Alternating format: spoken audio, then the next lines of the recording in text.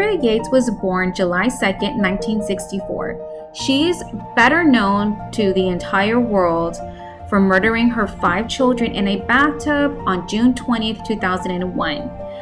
We're going to jump right into this story, but please stay tuned because, as I mentioned before, we are going to view the house where all of this crime took place. And after that, we want to talk about other topics such as postpartum. Hey everybody, it's Reyna and you are watching the What Happened. If you like true crime, do not forget to hit that subscribe button down below. Next to it is the bell. You can go ahead and just click that bell as well. This story that we're going to be talking about is Andrea Yates. Everybody in the world knows about Andrea Yates.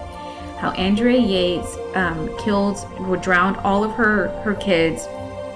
And I want to talk more about it, not just the horrific crime or the details of it. I want to dive a little bit further just because I have, it's not the first time that we hear now where mothers are severely depressed after having kids, and we don't talk about it. And so I just want to go ahead and just talk a little bit about that and talk about this crime as well, and get your definitely get your feedback about what you thought about this. And I also want to get your feedback about her husband, about her ex-husband now, and I want to hear what you think and how his role should have been a little different. So Andrea Yates was the youngest of 5 daughters, so she was already born into a big family. She was born in Haskell, Texas, and when she was 17 years old, she had suffered from bulimia. Those of you who are not familiar with that, what it is that basically you overeat, and then later on you try to vomit what you just ate.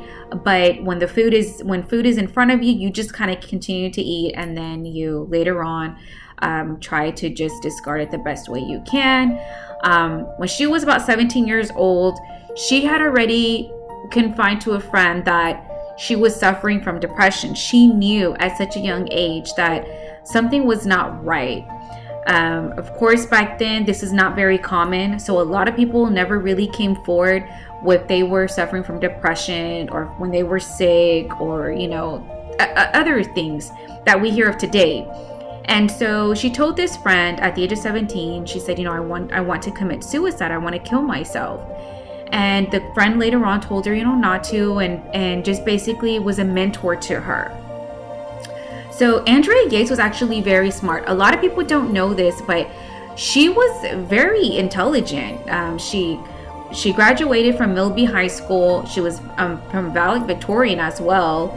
She was captain of the swim team. She did everything that you can think of a high school student would. And then from 1986 to 1994, she was a registered nurse, which again, a lot of people didn't know this information. She was a registered nurse at University of Texas at MD Anderson in Houston, Texas.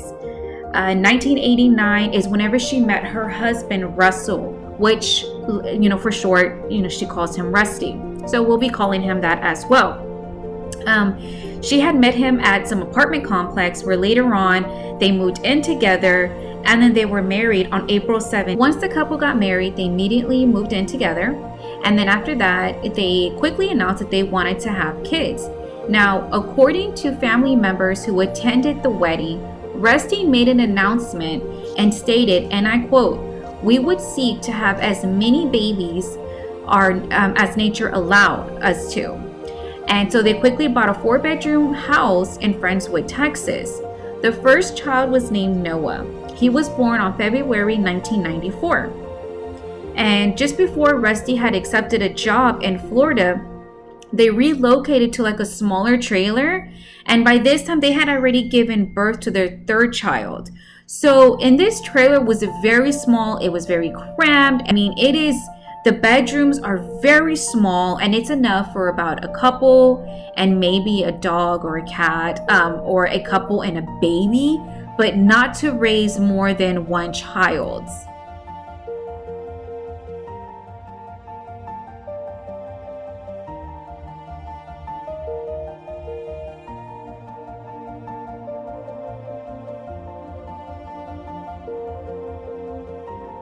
So on June 16th, 1999, her husband Rusty came home from work, and he announced that he had found her sitting on a couch, biting her fingernails and just shaking. The next day, she had attempted to commit suicide by overdosing on some pills. Later on, she told Rusty, she begged him, please take me to the hospital. I need to get myself checked. Something's wrong with me. And being that Rusty is the breadwinner and grew up where his mother did all of the duties, he felt like that was Andrea's job, was just to take care of the kids, cook, clean, and that all he had to do was come home and go to sleep, take a shower, and the next day repeat what he just did the day before. But he was not aware of the type of feelings that Andrea was feeling around this time. She went to the doctor's office. They later on prescribed her antidepressant pills, and then they released her. Again, she had tried to commit suicide. She actually begged her husband Rusty to let her die as she held a knife up to her neck. Once again, she then checked herself back in a hospital where she was given tons of medication, all kinds of prescription pills, and according to Rusty, is that her health had quickly improved. I don't know how true that is. I don't think anybody really knows how true that is.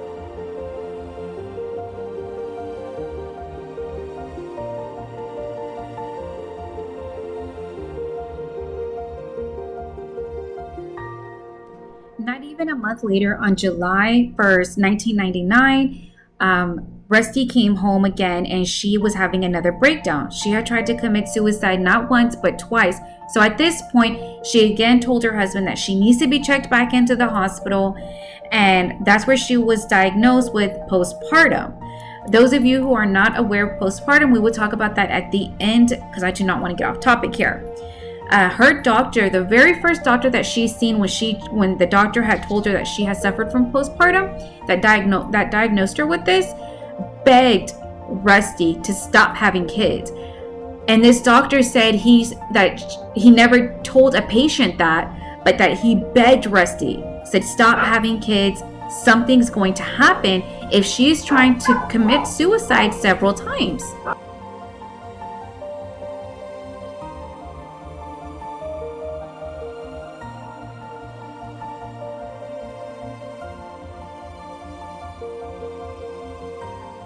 Approximately 7 weeks after her discharge, they became pregnant again. So she was pregnant again, this time with a daughter, and she had given birth November 30th, 2000 with the little girl named Mary. She named her Mary. And by this time, she was off all of her medication, okay? And she seemed to be coping okay, according to Rusty, until the death of her father that happened March 12th, 2001. And Rusty seems to think that is whenever things totally took a turn for the worse. Okay, so now we're going to talk about this really horrific day that took place on June 20th, 2001. So according to testimony, Rusty stated that it was just like any other day that he was going to work. However, according to Rusty's mother, she said it was not just any other day, that doctors had already, and Dr. Saeed said that he told Rusty and pleaded with him to please do not leave Andrea by herself alone with the kids, not even for an hour. But Rusty's response that morning was, she needs to stop depending on me so much. So he called his mother and told her, do not come by today. Come by about an hour later than what you normally do. His mother did not feel comfortable doing that. However, since it's her son, she just went on ahead and, complied to whatever it is that he said. So Rusty went to work, and I just want to first of all provide to you the kids' ages and everything. So Noah was the oldest. He was 7 years old. John was 5 years old. And Mary was only 6 months. And then the brothers was Paul and Luke. Luke was 2, Paul was 3. So as I mentioned before, the age groups were very close in age range. So all of this plays a factor into postpartum and how she was feeling this particular morning. So he goes to work, and that's whenever everything just took a turn for the worse. She immediately drowns the 3 boys. She started with John, then she drowned Paul, and then Luke. Once she would drown them, she would place them nicely on her bed that she had just made up. So this was already well thought of. This was already planned. Later on, and I'm going to probably get a little teary-eyed because I'm only human, she drowned Mary. Mary was, as I stated before, 6 months old. She left Mary's body floating in the tub. Noah was the only child left. Noah was 7 years old at this time. So he peeks his head inside the restroom and is like, he says, "Mama, what are you doing?" And when he saw the fear, but yet the hate in Andrea's face and her eyes, he took off running. And this is coming from Andrea herself. She said that Noah was already very smart and intelligent, so he took off running. And she catches him. And when she does that, she drowns him, but she leaves his body in the tub, but removes Mary's body.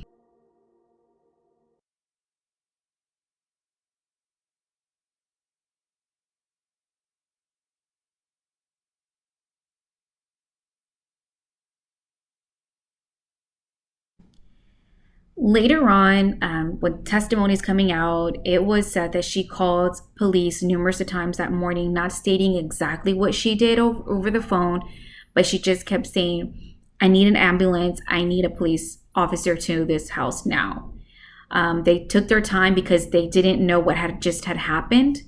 And then she called Rusty, and the only thing she told Rusty is, "I need you to come home right now."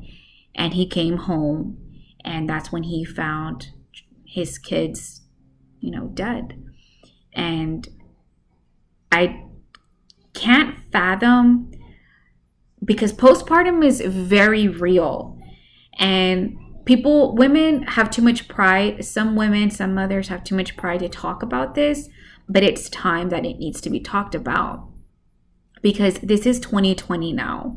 And back in the old days, obviously the mother could have more than 5 kids. She could have 10 kids, because these kids needed to obviously plant the crops and wash and laundry, and everything was done by hand, and it wasn't done as it is today. So why is it that now we have everything pretty much different, but yet mothers are more depressed? Well, back then in the old days, it was, even if they felt depressed, they couldn't say that because they didn't even know themselves of what to call it. This is fairly new, and it's not identified as it is today. And a lot of men today, fathers, they seem to ignore these things. They seem to think that, well, if my mother did it, you should be able to do it too. And they belittle their children's mother or their wives or their spouse, and it's just not healthy. So again, I wanted to briefly say that if you ever feel postpartum, if you ever feel like your body is changing after you had your children or your child, it's okay to ask for help. It does not make you less of a human. It's okay. And I was able to identify these things after my second son. And I immediately told my doctor I didn't want to have any more kids, because I knew my body was changing, and it was changing for the worse. And so, in my mind and everything, but I was able to identify these things. And a lot of it was stress. I was currently graduating. I was trying to graduate, and finish with my bachelor's, which I was able to do successfully.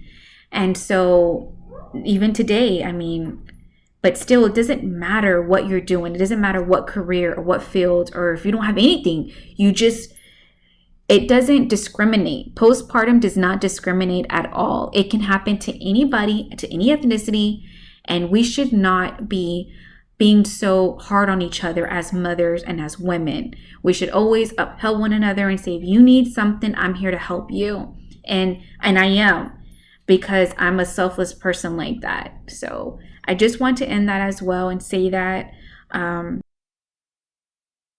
in 2006, Andrea Yates was retried.